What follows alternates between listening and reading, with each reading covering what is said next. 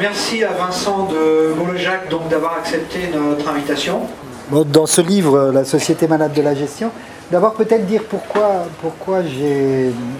d'où il vient pour moi ce livre, et puis faire effectivement quelques éléments de diagnostic, quelques hypothèses pour essayer de comprendre qu'est-ce qui se passe aujourd'hui dans le monde du travail, d'où vient cette inquiétude, d'où vient ce malaise, ce mal-être, je dirais plutôt, que certains appellent la souffrance au travail, qu'on pourrait d'ailleurs dénommer plutôt comme une nouvelle forme de violence lorsqu'on écoute ce que ça fait aux gens et qui vous disent combien ils sont mal. Et ils sont mal doublement parce qu'à la fois ils vont pas bien, donc il y a des symptômes. Il y a des suicides, évidemment, c'est le symptôme le plus radical, mais il y a aussi beaucoup de dépression, il y a beaucoup de ce qu'on appelle... les anglo-saxons appellent le burn-out, les Français appellent plutôt ça le stress. Parce qu'un des aspects qui me frappe le plus par rapport à ce phénomène-là, c'est la question de la perte du sens. C'est-à-dire les gens ont le sentiment de ne pas comprendre ce qui leur arrive et de ne pas comprendre les causes de ce mal-être qu'ils ressentent et qu'ils voient partagé par beaucoup d'autres. Et j'ai fait mon doctorat à Dauphine et on a eu la chance à ce moment-là de pouvoir faire une recherche sur IBM. IBM, à l'époque, dans les années 70, était le modèle de la gestion performante, de la haute performance, de la culture de la haute performance. Et on a fait un livre qui s'appelle L'emprise de l'organisation. Et 30 ans après, ce livre vient d'être réédité parce que, en fait, l'analyse qu'on faisait dans L'emprise de l'organisation est toujours d'actualité. Pourquoi on a eu de la chance comme chercheur ? C'est qu'en fait, c'est ce modèle-là, né dans les multinationales, de haute technologie, qui est devenu un des modèles dominants de ce qu'on appelle le pouvoir managérial, c'est-à-dire de ce qui aujourd'hui est préconisé comme étant le modèle pour arriver à l'excellence, pour arriver à la performance, et qui est en train de se diffuser dans le monde entier.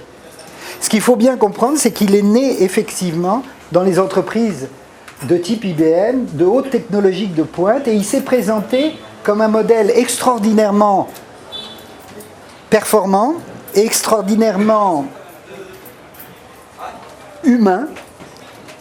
Je reviendrai sur la question des ressources humaines, parce qu'il se situait en rupture par rapport au modèle taylorien, par rapport au modèle disciplinaire qui avait été analysé par Michel Foucault, par rapport à ce modèle où les individus étaient, comme dans l'organisation scientifique du travail, que l'organisation consistait à rendre les individus productifs en les traitant dans la représentation de l'ingénieur pour se mettre au service de la chaîne, au service de la machine, etc., au service de la pointeuse. Et donc ce système était perçu par beaucoup de managers comme étant devenu totalement inefficace, totalement obsolète, totalement archaïque. Et donc ce modèle a fasciné des générations et des générations de managers et de salariés parce qu'il se présentait évidemment comme en rupture complète avec ce modèle hiérarchique et pyramidal qui était le modèle taylorien. Avant, dans l'entreprise pyramidale, quand on ne sait pas, on demande au chef. Et le chef, lui, il sait, puisqu'il est chef. Et s'il ne sait pas le chef, il a un chef au-dessus de lui qui, lui, sait, puisqu'il est le chef du chef. Et donc, il y en a toujours un qui sait quelque part. Et celui qui sait, c'est toujours celui qui est en haut. Là, évidemment, dans les entreprises, ça joue plus. Le chef, il ne sait plus rien. Bon. Et d'ailleurs, le chef, on lui dit « Mais chef, je ne sais pas quoi faire », ben, c'est ton boulot. C'est-à-dire qu'on renvoie. Pourquoi ? Parce que personne ne peut dire ce qu'il faut faire et ce qu'il ne faut pas faire, parce qu'il y a une complexité très grande. Le pouvoir, maintenant, n'est plus fondamentalement centré sur le corps, le redressement des corps et l'énergie physique, mais essentiellement sur l'énergie psychique. Il faut de la mobilisation psychique et il faut faire adhérer les gens aux objectifs de l'entreprise. En fait, il faut transformer la libido en force de travail. C'est ça l'objet du pouvoir managérial.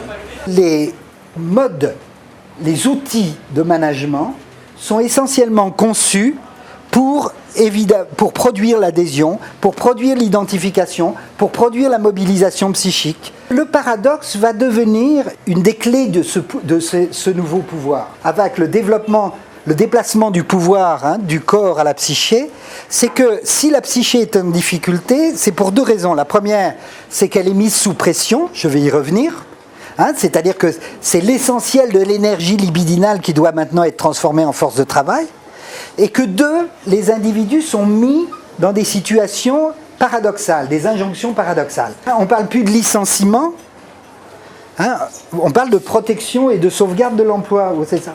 C'est-à-dire que vous êtes licencié, mais c'est pour vous sauvegarder l'emploi.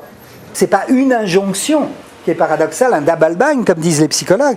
Non, c'est l'ensemble du système qui vous met en permanence dans des situations contradictoires. Alors, un paradoxe, par exemple, c'est qu'on dit que si ça ne marche pas, c'est parce qu'ils ne veulent pas bien travailler, alors que les gens se crèvent pour essayer de bien faire leur boulot, et on dit qu'ils résistent au changement, mais s'ils résistent au changement, c'est justement pour pouvoir bien travailler.